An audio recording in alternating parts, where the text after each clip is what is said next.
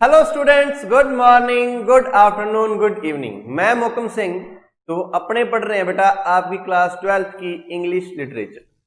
तो 6 पोइम आपकी poetry section की ऑलरेडी हो चुकी हैं।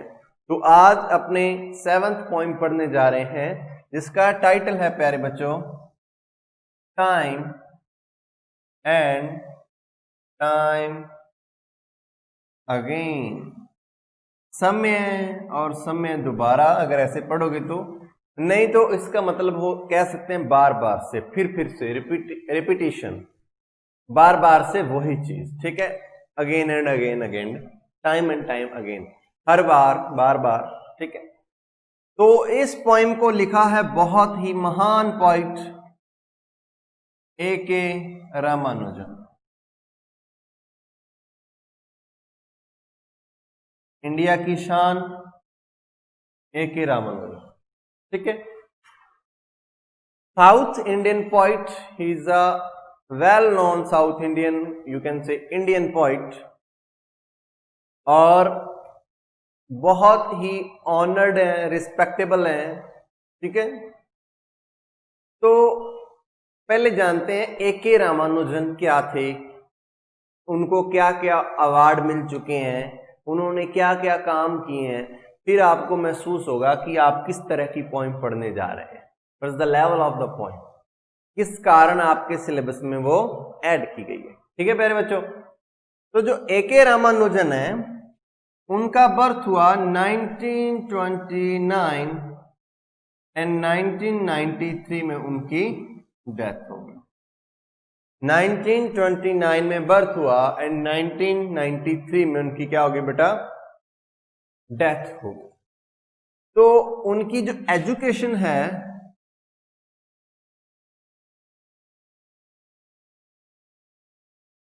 उनकी जो एजुकेशन डिग्रीज हैं वो पहले है यूनिवर्सिटी ऑफ मैसूर, फिर डेक्कन कॉलेज,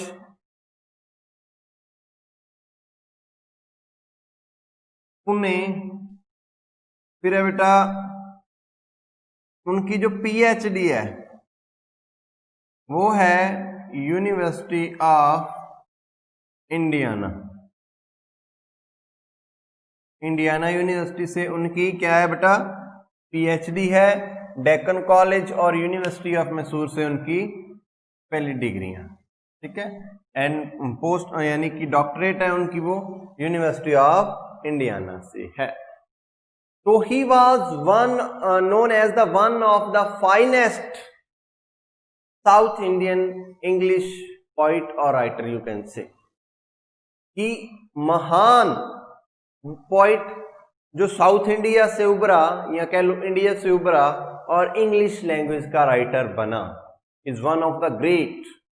इतना महान थे कि उनके जो नेटिव वर्क रहे हैं वो तो रहे हैं या तो इंग्लिश लैंग्वेज में रहे हैं या कन्नड़ लैंग्वेज में रहे हैं, यानी कि उनकी जो राइटिंग्स हमें अक्सर मिलती हैं वो या तो कन्नड़ लैंग्वेज में मिलती हैं या इंग्लिश में मिलती हैं। तो he is a great poet, is कह सकते हैं कि अभी भी उनकी राइटिंग तो अपने पास है ही, वैसे आप वॉज कह सकते हैं बिकॉज इज डेड नाउ। तो one of the finest poet he was. Okay, तो ये उनकी डिग्रीज हैं university of Mysore, Deccan college Pune, university of Indiana. तो इनकी जो नॉलेज है, इनकी जो ख्याति है, वो इससे पता चलती है बेटा कि 1976 में इनको इंडिया का 4th हाईएस्ट वो प्राइज मिला। लाइक पहले नंबर पे क्या आता है, भारत रत्न। ठीक है, दूसरे नंबर पे आता है पद्म विभूषण, फिर आता है पद्म भूषण। तो इन्हें मिला था पद्मश्री, पहले भारत रत्न, पद्म विभूषण, पद्म भूषण, फिर पद्मश्री। तो चौथे नंबर का भारत का अवार्ड इनको मिला, पद्मश्री, और ये हर किसी को नहीं मिलता। तो 1976 में इनको क्या मिला बेटा, पद्मश्री। और उसके बाद यानी कि इनकी डेथ हो गई थी। उनके बाद इनको एक और अवार्ड के लिए चुना गया 1995, यानी कि डेथ उनकी 1993 में हो गई। तो उनकी कलेक्टेड पॉइंट्स के लिए उनको साहित्य अकेडमी अवार्ड के लिए चुना गया।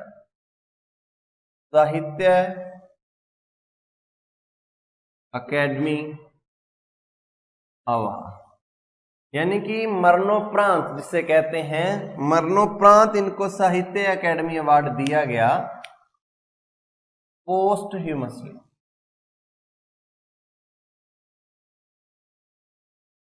मरणोपरांत 1995 में, डेथ 1993 में हो गई थी, 1995 में इनको मरणोपरांत साहित्य अकेडमी अवार्ड दिया गया। 1976 में उनको पद्मश्री दिया गया था उनके ग्रेट वर्क्स के लिए। इंग्लिश और कन्नड़ में वो लिखते थे, लेकिन इनका जो मोस्ट रिकॉग्नाइज्ड वर्क है, जिसके लिए जाने जाते हैं या इनको ज्यादा ख्याति प्राप्त हुई, वो काम था इनका बेटा, ये क्या करते थे, एंशिएंट तमिल पोइट्री को, एंशिएंट तमिल पोइट्री को ट्रांसलेट करते थे। किसमें करते थे? मॉडर्न इंग्लिश पोइट्री में। एंशिएंट तमिल पोइट्री को इन्होंने ट्रांसलेट किया, बहुत ज्यादा मात्रा में ट्रांसलेट किया। किसमें? मॉडर्न इंग्लिश पोइट्री में। यानी कि वो लोगों को समझ नहीं आती थी, उसकी लैंग्वेज थोड़े पुरानी हो चुकी थी, यानी कि वो बीत लोगों के दिमाग से उस भाषा का अस्तित्व थोड़ा सा अलग होने लग गया था। और वो तमिल वाली पोइट्री ज्यादा लोगों तक पहुंचे, उन्होंने उसको इंटरनेशनल लैंग्वेज में क्या कर दिया बेटा? ट्रांसलेट कर दिया। इसके लिए ये और ज्यादा फेमस हो गए। ये और क्या थे? ये ट्रांसलेटर थे, ये पता लग गया। ये लोकगीत भी लिखते थे, लाइक फोल्कलोरिस्ट भी थे, और ये फिलोलॉजिस्ट भी थे, भाषावादी।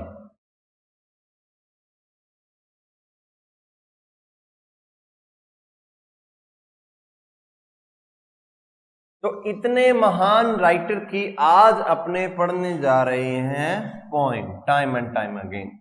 तो A.K. Ramanujan, one of the great Indian poets who belonged to South India, born in 1929 and died in 1993, got Padma Shri 1976 and Sahitya Academy Award posthumously 1995.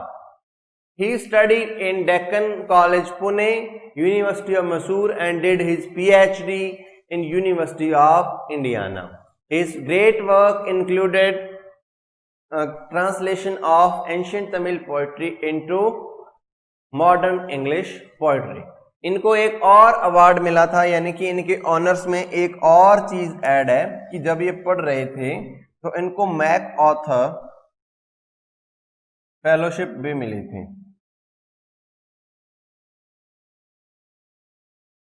ये उन्हीं को मिलती है जो लिटरेचर के फील्ड में काम करती हैं। मैक ऑथर फेलोशिप भी इनको मिली थी, और उन्हीं को मिलती है जो टॉप क्लास बंदे होते हैं। हर किसी को ऐसे मैं उठ के लिटरेचर के फील्ड में काम करने लग दूं और मेरे को मिल जाएगी, ऐसी बात नहीं है।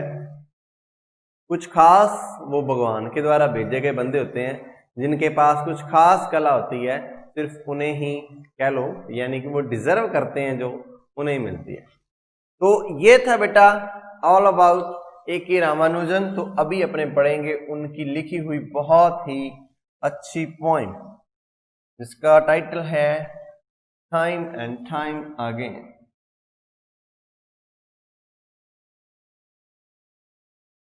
टाइम होता है बेटा, टाइम होता है, टाइम। तो जो ब्रिटिशर्स होते हैं ना, गोरे, वो इंग्लिश को ऐसे पढ़ते हैं कि जोर ना लगे, वेरी स्मूथ।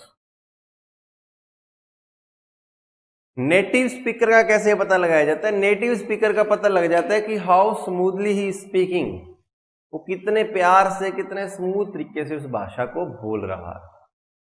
तो चलो पढ़ते हैं भाई, अपनी पोएम शुरू करते हैं। टाइटल लिखा है time and time again, written by a great writer A.K. Ramanujan. Okay बेटा, तो शुरू करते हैं। टाइम एंड टाइम अगेन, और listen to the clock towers of any old well-managed city beating their gongs around the clock।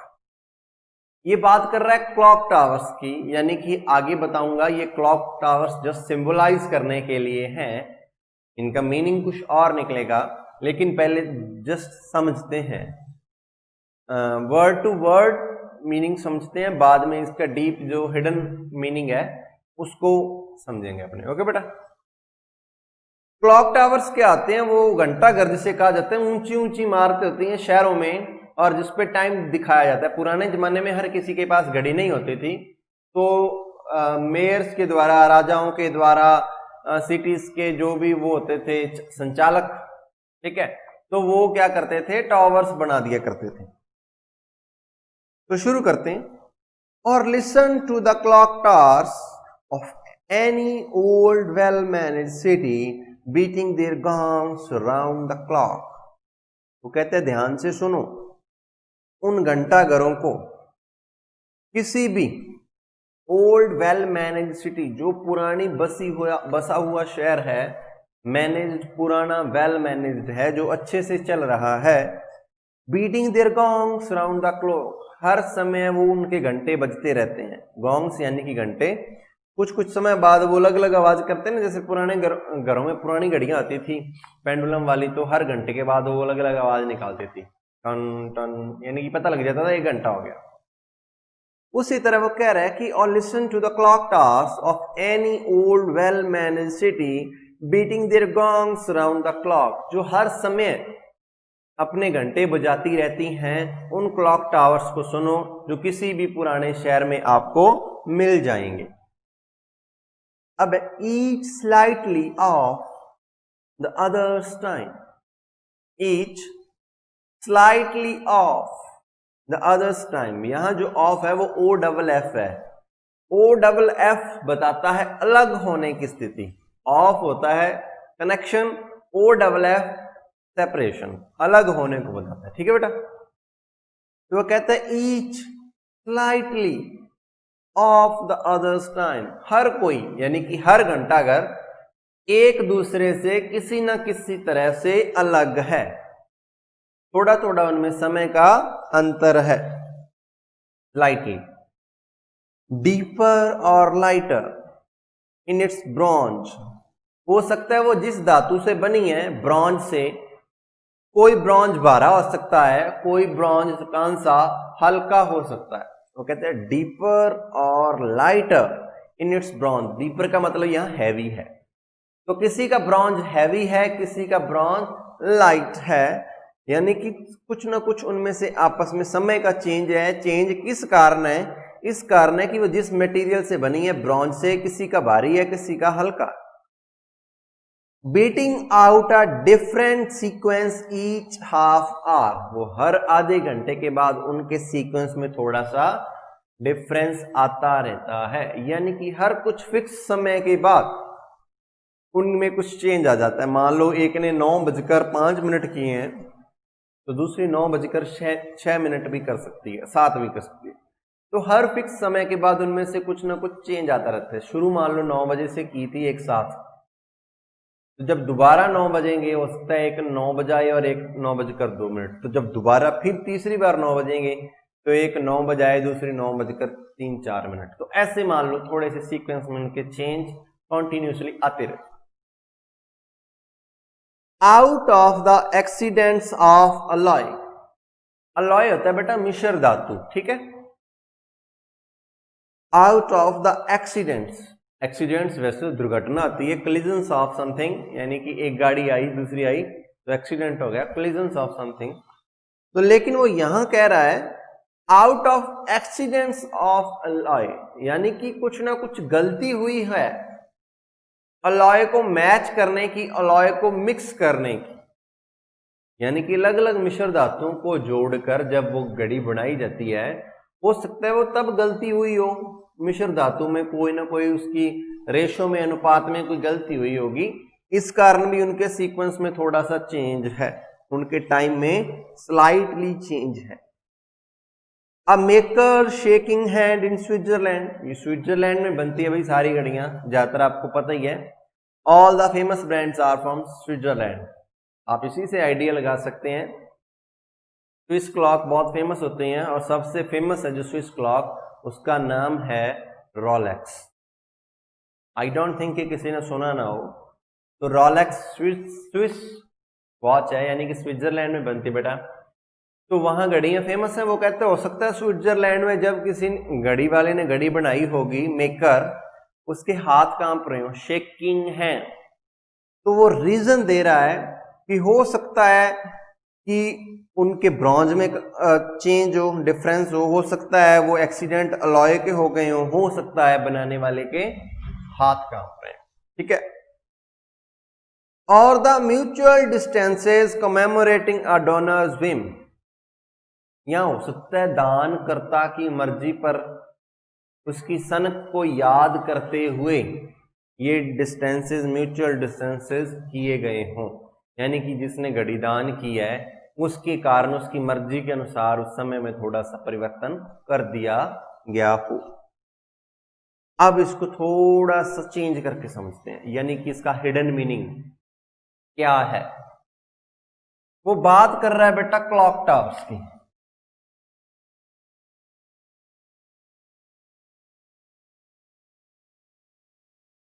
ठीक है, वो clock towers की बात कर रहा है। तो क्लॉक टावर्स को आप यहां मान सकते हैं रिलीजियस टीचिंग्स, धर्मों के द्वारा दिए गए उपदेश, टीचिंग्स, प्रीचिंग्स, ठीक है। तो वो कह रहा है कि आपको हर जगह डिफरेंट तरह के वो रिलीजियस टीचिंग्स, धर्म उपदेश मिल जाएंगे, अलग अलग लोग मिल जाएंगे जो धर्म उपदेश देते हैं। और वो क्या कहता है कि उनमें थोड़ा थोड़ा डिफरेंस तो हमेशा रहेगा ही।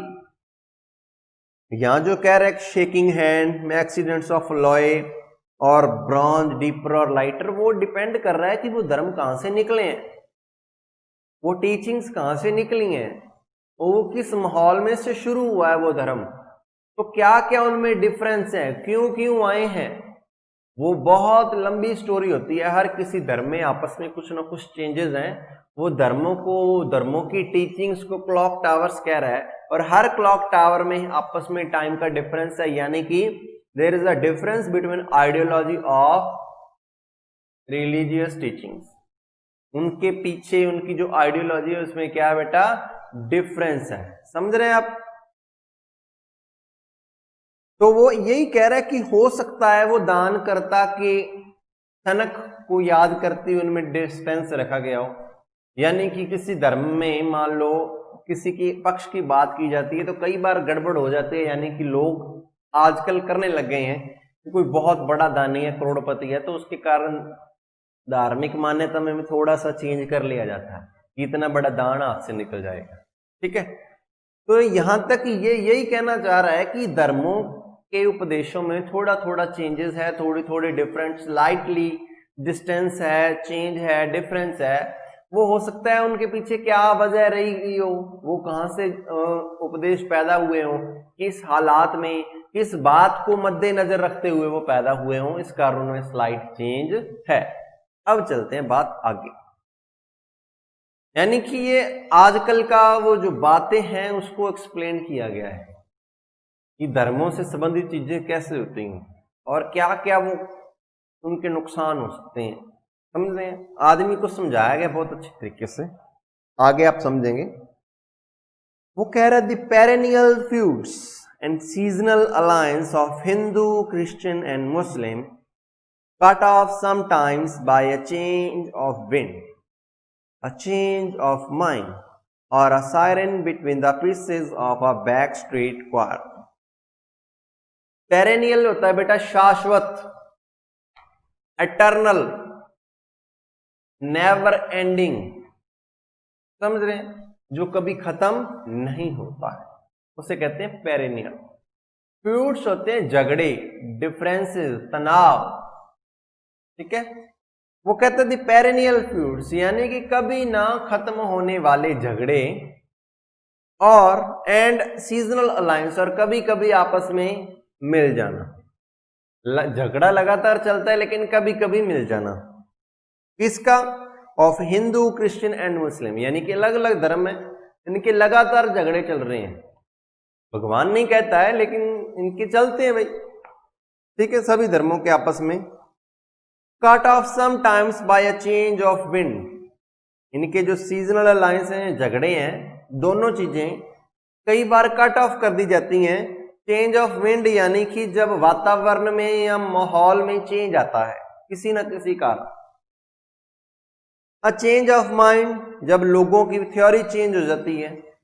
अनसर्टेनिटी हो जाती है, सर्टेनिटी, कुछ भी मान लो उनके दिमाग में कुछ नया आता है। चेंज ऑफ माइंड, आइडियोलॉजी में थोड़ा सा परिवर्तन, तो उसके कारण भी ऐसा हो जाता है।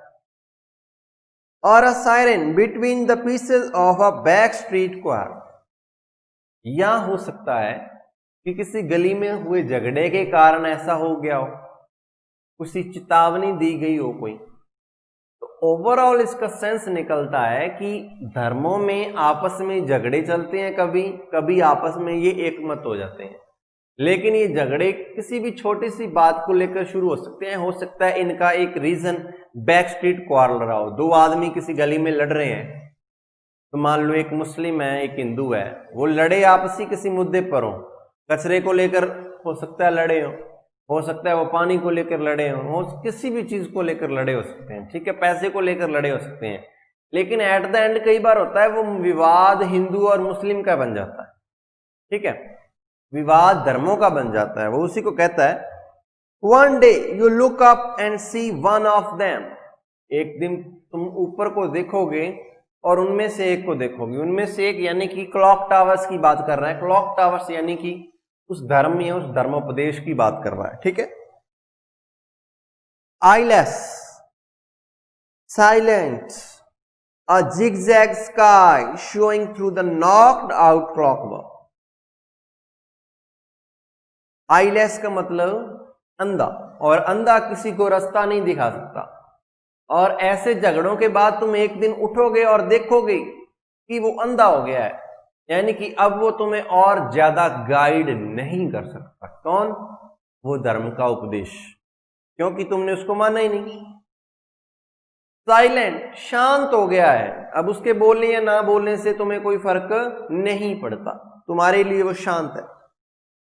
A zigzag sky showing through the knocked out clockwork, तुम्हें एक टेढ़ा मेढ़ा बिखरा हुआ आसमान दिखेगा उस घंटा घर में से, यानी कि तुम्हारे लिए तुम्हारा आसपास तुम्हारा वातावरण वो धर्मोपदेश टूटकर बिखर गया है, यानी कि लोगों ने तोड़ दिया है। जब लड़ाई हुई है, जब लोग आपस में लड़े हैं तो वो टूटकर बिखर गया है, तो उसके कारण उसको जिगजैग स्काई दिख रहा है, यानी कि सब कुछ तहस नहस हो गया। क्लॉक टावर गिर गया, यानी कि उस धर्मोपदेश को इग्नोर कर दिया गया है, वो टूट के बिखर गए हैं, लोग उनसे ऊपर आकर सिर्फ लड़ाई कर रहे हैं।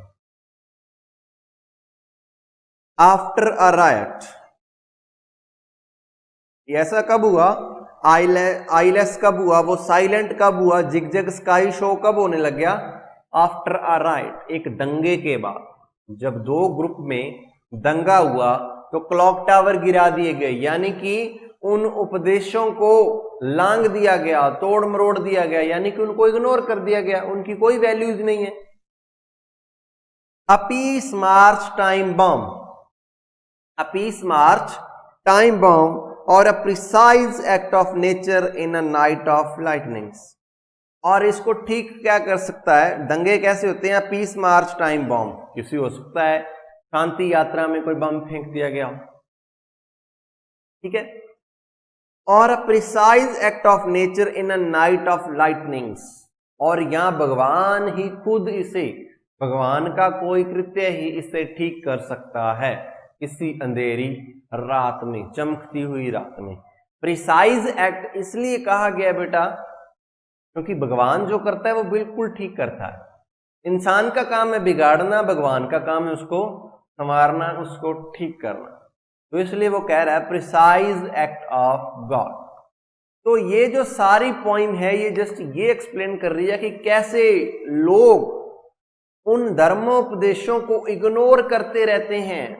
उनमें डिफरेंस तो है आपस में, मान लिया, बिकॉज आइडियोलॉजी कोई कब पैदा हुआ, धर्म कोई कब पैदा हुआ, हर एक के पीछे अपनी एक आइडियोलॉजी रही है, एक रीजन रहा है क्रिएट होने का, डिफरेंस है। लेकिन उनके पीछे झगड़ना और उन उपदेशों को लांग देना, किसी भी धर्म में ये नहीं कहा गया है कि मारो पीटो एक दूसरे को काट दो, नहीं, उनको उपदेशों को लांग देना और दंगे हो जाना, और दंगों के बाद ऐसे लगना कि अब वो धर्मोपदेश तो रहे नहीं। आप मान लो एक हिंदू हैं, आप मान लो एक क्रिश्चियन है, एक मुस्लिम है, एक सिख है, तो आप लड़ रहे हैं अपने धर्म के लिए, तो आप अपने धर्म के लिए नहीं, ईगो के लिए लड़ रहे हैं। धर्म नहीं सिखा रहा है ना आपको लड़ना, तो आपने उस धर्म को तो खत्म कर दिया ऑलरेडी जब आपने हथियार उठा लिया। हथियार यानी कि गलत रीजन के लिए उठाया, ठीक है। तो इसको ठीक कौन करता है? ठीक इसको सिर्फ भगवान ही कर सकता है, प्रिसाइज एक्ट ऑफ गॉड। और भगवान द्वारा किया गया कार्य हमेशा ही बिल्कुल क्या होता है बेटा? ठीक होता है। तो आई होप कि आपको ये पॉइंट समझ में आई होगी, ठीक है। तो इसको ध्यान से अच्छे से पढ़ेंगे, 2 बार वीडियो देख लेना, 3 बार वीडियो देख लेना, और भी आपको अगर फ्री टाइम लगे तो A.K. रामानुजन की और पोएम्स और राइटिंग्स आप पढ़ना, आपको मजेदार लगेंगी, अच्छी हैं, समझ भी आ जाएंगी, because he is one of the greatest poets in all the world. तो भारत को पास भी एक ऐसा हीरा था जिसकी राइटिंग्स आप पढ़ सकते हैं, जो वर्ल्ड क्लास था, तो जो दुनिया से compete कर रहा है। तो अच्छी बात है अगर आप उसकी राइटिंग्स पढ़ें, अगर आप लिटरेचर में आगे जाना चाहते हैं तो क्यों ना एक इंडियन को फॉलो किया जाए। तो आज की वीडियो में बेटा इतना ही, थैंक यू।